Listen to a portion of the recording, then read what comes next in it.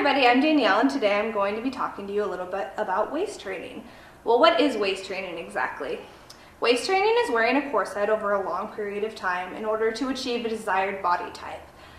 People wear corsets for, short amount of times, long amount of times, but what their main goal in achieving in waist training is actually pulling in your ribs right here to give you that more desired hourglass figure. Waist training is a very slow process and it needs to be taken very slow just because you don't want to harm any of your ribs or any type of your organs or anything as you are moving your body, because you are permanently affecting the results that you're going to have in the future the longer that you do wear your corset. There's a few reasons why people train other than just to get a super small figure. Some people have a wide set of rib cage, which is like in my case. There's a couple reasons why I started training. I just wore corsets in the beginning, just at a few little parties here and there. I would like to go out and look cute, and once I actually started wearing them enough, I really enjoyed the results that they produced. I had a wider rib cage, and that's something that you can't fix by just diet and exercise. I'm not going to be able to fix the width. And that, I can pull in my stomach and lose all the fat I want, but something that corsets have done for me actually is pulled in my rib cage and made it a smaller, more compact right here, so that way I look smaller, I feel great. Another thing that corsets have done for me and my sister and my dad all have floating ribs, which is a little bit of a protruding rib on one side. So I started wearing my corsets to get a more symmetrical look.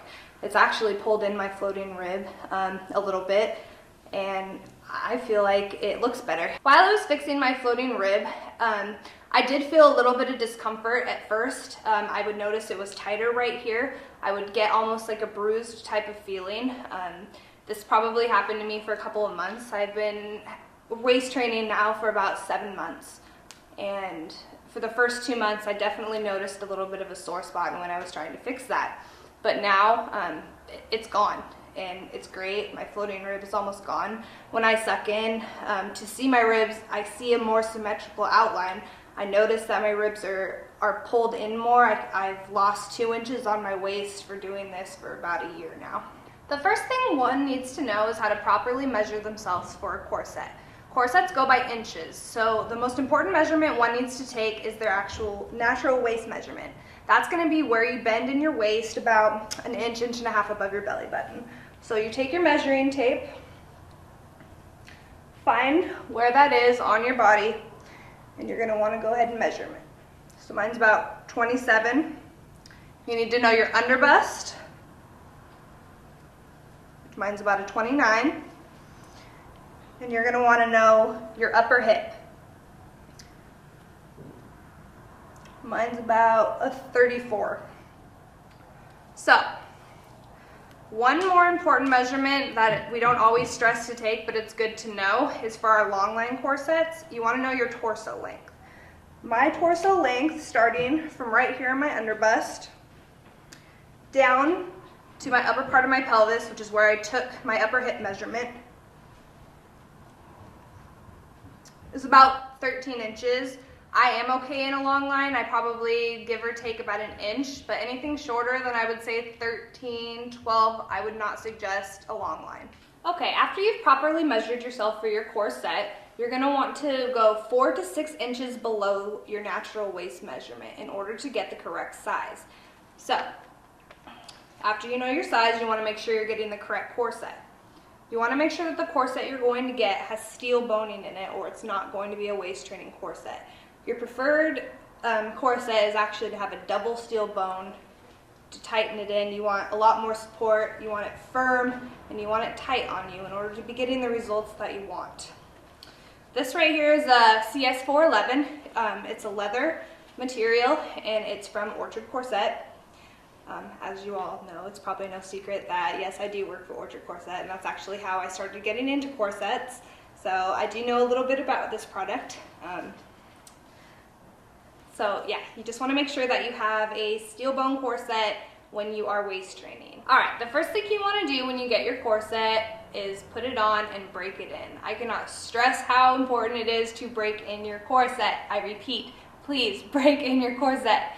If you do not, you're going to bend it, and it's going to warp it, and it's not going to be training how you want it to train. It's not going to fit your body right. And I explained it to people, like, when you bend out a paper clip, if you bend that back, it's not going to be in the exact same position as when you started.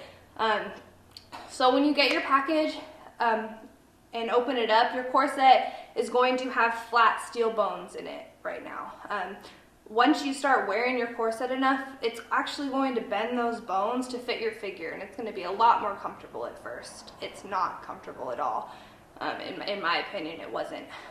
You should have flare right here and right here when you first start. This corset is broken in. I've worn it for a good couple of months now, so I tighten it up as tight as I can get it in order to train my waist to achieve my goal of shrinking my waist down, which is the intent of wearing your corset so tight. So what you want to do to break in your corset, the first 2 weeks, the very first week you only want to wear it maybe 2 hours a day for the first couple of days. You want to have it loose, and you want to just start to get that boning used to fitting your figure and not being flat in the package. About the middle of the week, you can put it on for maybe 3-4 hours. By the second week, I honestly wouldn't suggest wearing it any more than 5 to 6 hours a day, a couple of times a day, just because you're still in that process of breaking it in or seasoning it, which more advanced corsetters would call breaking in a corset. So after that 2 weeks, you can wear your corset as much as you want. It is completely up to you. It is based on your comfort level. Me personally, I wear my corset at work. It helps me sit up straight all day at the office. I'm in my chair, I'm doing my design work on my computer, answering phones, or whatever, but it forces me to sit up straight, which I really love. But I probably only wear it maybe 3 to 4 days a week for probably 5 to 6 hours max. And honestly, I've lost 2 inches on my waist in the last 9 months, like I've said.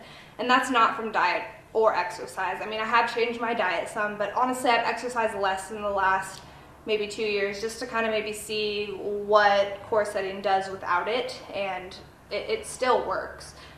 One thing that people think that corsetting is going to do for them, though, is lose their belly fat. I'm sorry, it may help just because it's going to restrict your eating, and you're not going to be able to fill your stomach and gorge out on all the things that you wanted to do. So yes, it's going to limit you in that fact, which you may lose fat and you may lose inches because of that. So incorporating it into a diet and exercise regimen is actually the best method to lose fat as well as inches. What corsetting is going to do, though, is just lose you inches around here. You're just getting your ribs pulled in to get that more extreme hourglass figure. So ladies, you're still gonna have to do a little bit more if you wanna lose the belly fat. I know, it sucks, but we all gotta do it. Since everyone has different goals with corsetting, the question of when am I gonna see results is really kind of irrelevant as a broad spectrum question. Individually, when am I going to see results? That's kind of completely up to you. How often do you wear your corset? Are you putting it into a diet and exercise regimen as well? Are you just wearing it every so often? Because if that's the case, you're probably not going to reach your goal as fast as you would as if you were to incorporate it or wear it more. Some person's goal might be to shrink down to a size 18, while another person's goal is completely happy in a size, shrinking down to a size 28. So that's a really personable goal. Me right now, I'm a size 22. I would like to get down to a size maybe 20.